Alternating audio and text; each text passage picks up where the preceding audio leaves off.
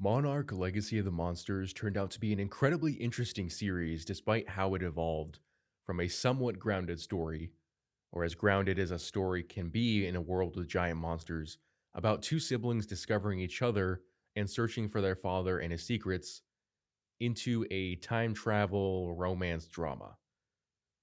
I originally suspected that the series would be focused primarily on the underground, secretive, classified elements of the Monarch organization and involved with the analysts and the monster hunters studying the Titans. But instead, it was very focused on family and atoning for the past. Now, I'm not complaining. This was a great series, and I hope to see more like it, not just in the MonsterVerse, but across all franchises. Unlike the prior episodes, episode 10 does not have any flashbacks, so we'll jump right into the plot. The finale picks up where episode 9 left off. Kate, Shaw, and May are in what Keiko calls the Axis Mundy, which is a space between spaces. So I was wrong, this is not Hollow Earth as I thought it was. Instead, it's kind of a set of ley lines and in-between place that takes parts of Hollow Earth and parts of the real world. As you would expect, Keiko reunites with Shaw, and it's somewhat awkward at first because he wants to try and ease her into it and explain how much time has passed in the real world before he shows his face and reveals to her just how much he's aged. Of course, she's incredibly saddened by the fact that Bill is dead, that she's lost so much time with her son, and that the world around her would be completely changed. But Shaw promises to bring Keiko home and learns that she has access to the gamma ray emission device, and he knows where his old ship is, so pairing the two together, he believes that he can get them home. Now, in the last episode, Monarch had been picking up a signal, and that signal was actually Keiko utilizing the gamma radiation device and altering the emission frequency in order to send a signal out to Monarch. So when Kate first met Keiko, she thought Kate was part of a Monarch rescue mission. It's only revealed to her later that they had just fallen through the same portal accidentally, and learns that Kate is actually her granddaughter. But they managed to transport the gamma radiation device to the site of the 1962 crashed ship, and Shaw starts connecting the two in order to lure in a Titan.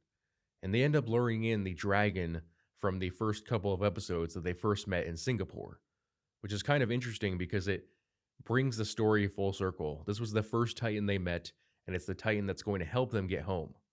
Now, while Shaw is connecting the two devices and trying to turn on the gamma radiation device, it turns out the dragon was already there. They didn't need to lure him in. So it starts coming towards him, and when it seems like Shaw is about to be killed, Godzilla shows up, walking through one of the portals, much like Thor emerging from the Bifrost in Avengers Infinity War. Now, this isn't a long, drawn-out fight. There isn't a world-scale kind of Titan emergence or anything like that.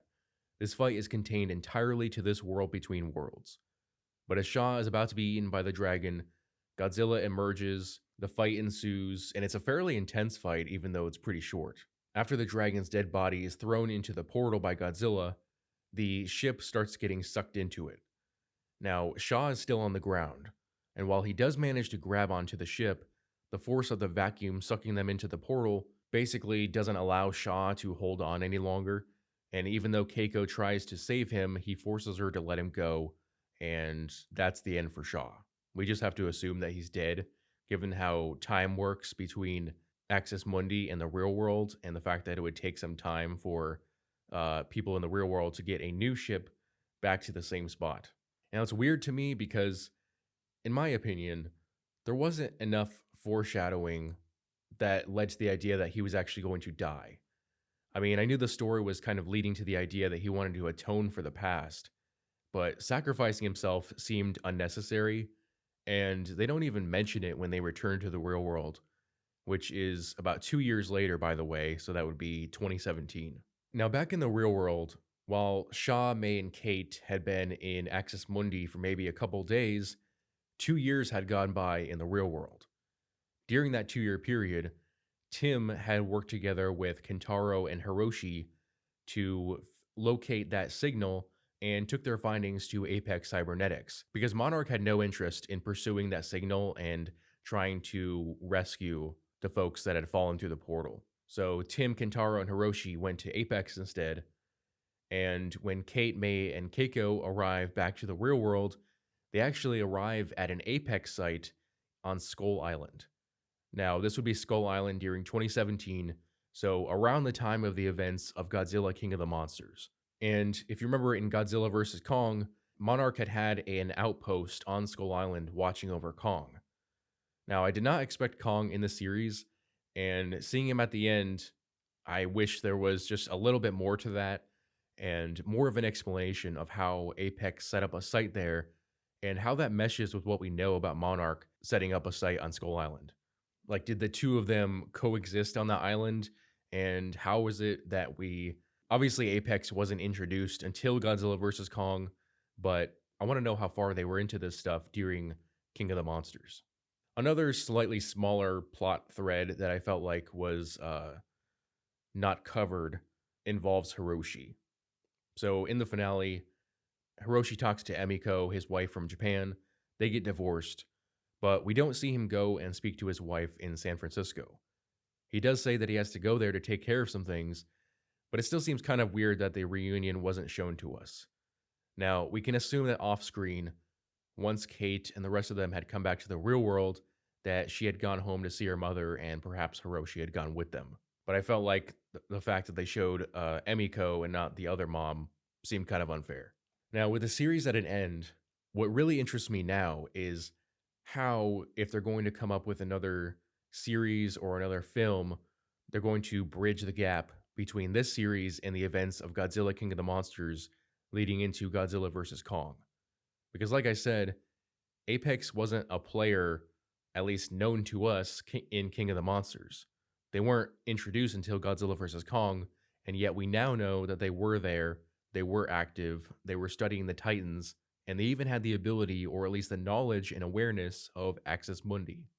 It also brings into question whether or not Hiroshi, Tim, and Kentaro continue to work for Apex to study the Titans, and if May went to go back and work for them. There are just a lot of questions that need to be answered, and I feel like there either has to be a second season, or they just didn't write the ending well because there are too many questions left unanswered. On the other hand, that kind of makes it a great ending because it leaves you wanting more. It leaves us wanting to know more about Apex, about Monarch, about these characters. The series ended up being something entirely different than what I was expecting, but it was great from beginning to end, and it would be awesome if they could replicate it in a second season. But you know my thoughts on this series. Let me know yours in the comment section below. As always, if you enjoyed this video, I would appreciate it if you would hit that like and subscribe button, as well as the notification bell so that you never miss out on a new video. Thanks for watching.